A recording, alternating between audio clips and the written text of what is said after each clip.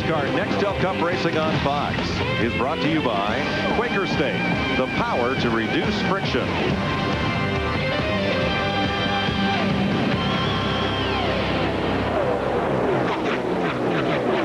Green flag is just back out, and Jimmy Johnson will haul them around Darlington Raceway. Kurt Busch, Robbie Gordon, Greg Biffle, Mark Martin.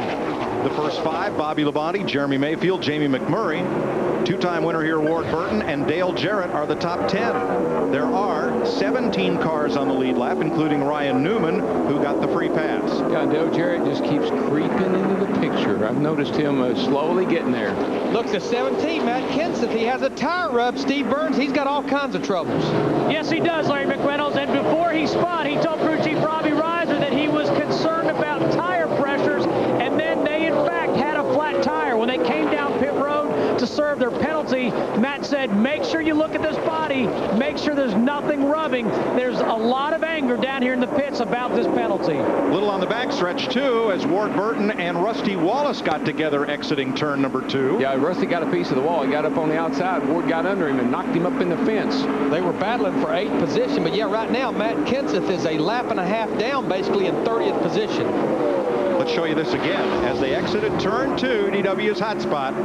There you go, and Ward just gets into him. There, come on, Ward. There you go. Smoke him a little. Good job, Rusty. He had to back out of the throttle, lost a lot of momentum, but he didn't hit the wall. The lady in black survived one more time. Of course, the 2 things that could happen to you there is get a fender on a tire or cut a valve stem. Yeah, more, you know, that's the kind of rub that we've seen cut tires down this year. Doesn't matter if it's concrete or safer barrier, Darrell. You get into the wall here, the wall wins. Oh, yeah. I fought the wall, and the wall always wins, I'm telling you. Working lap 174. Matt Kenseth served his penalty, spent a lap on pit road, the last lap of that caution, and came out tail end of the field. A lap down. There's Kenseth. Oh, and he's going, you know, this is reminiscent of what he did at Atlanta. Remember, he spun coming on pit road, and he went a lap down.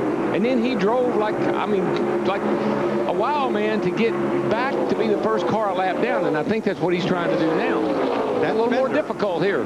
That fender may be bent from the contact with Ricky Rudd after Kenseth spun down to the apron at turn 2. I think it's going to be okay, though. Those pressures will come up in the tires. We see that occasionally on restarts. I don't think that's going to be the big problem. I don't think that's his biggest problem right now. Get back on the lead lap is what his problem is. I'll tell you what, we've been watching him since this race started. Mark Martin in that 6 car, we talked about the young guns, talked about the veterans. We have 2 of them running together. Mark Martin in the 6, he's in 5th position, and right behind him, Bobby Labonte in that 18 car, he's in 6th. And you knew that Mark was going to be good, Larry, because he was the fastest car here in Happy Hour. And I watched his car. It's very fast, very comfortable looking. Now for more on Bobby Labonte, here's Steve.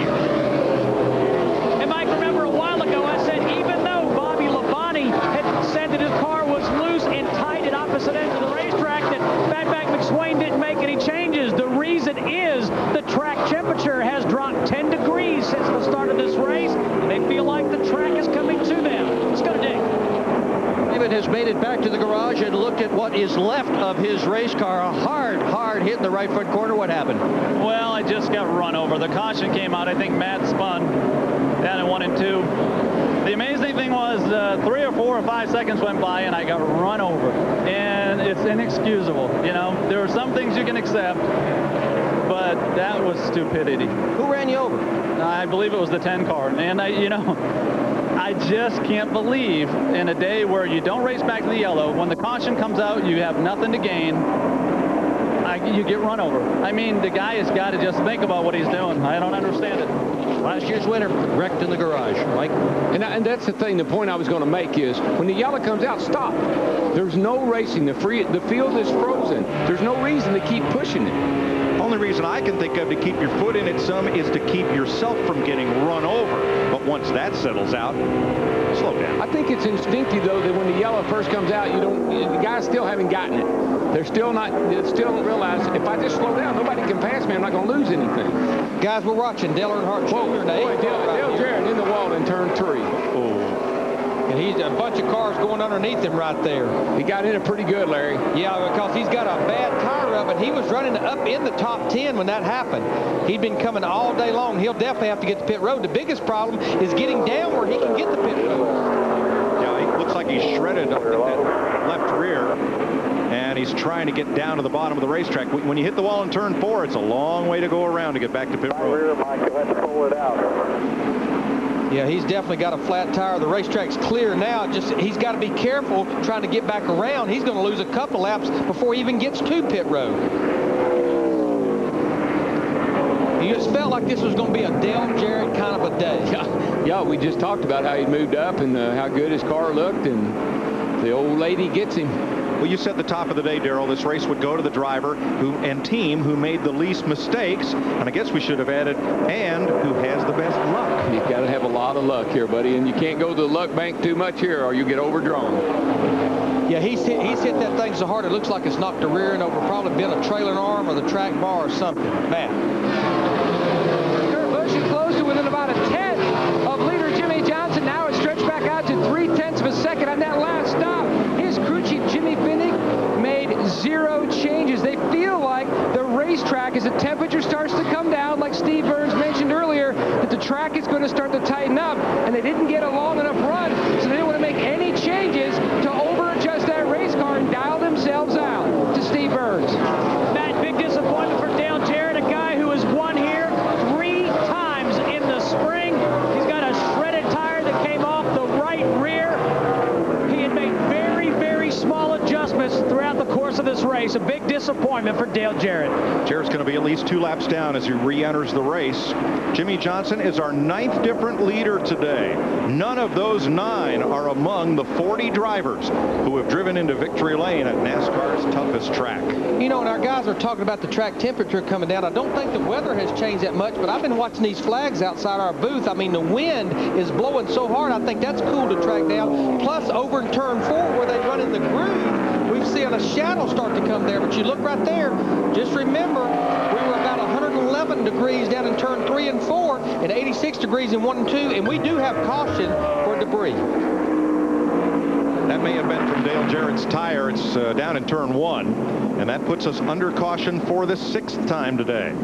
And I do believe the 29 car, Kevin Harvick, who has really struggled today, he will be the beneficiary. He will get the pardon from the Oval Office.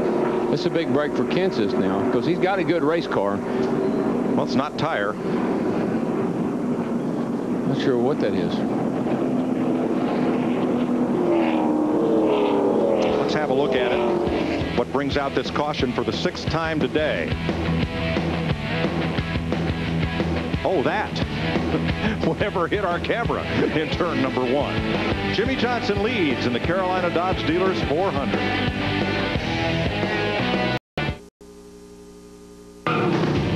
NASCAR Next Hill Cup Racing on Fox. Fox is brought to you by Napa Auto Parts. Napa, get the good stuff. By Wendy's new spinach chicken salad. It's better here. And by Aaron's Sales and Lease Ownership. Let Aaron's drive your dreams home today.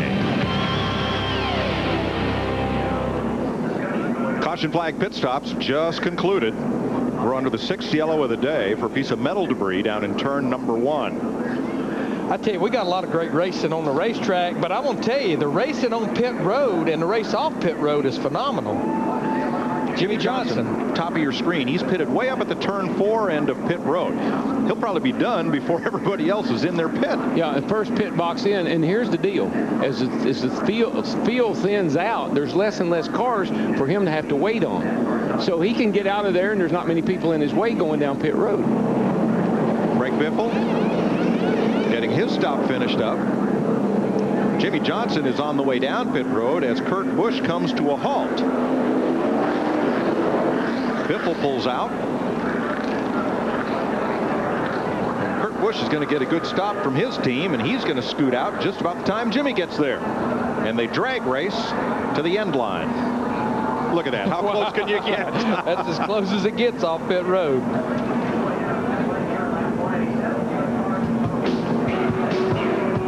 So we're under caution at lap 187 out of 293.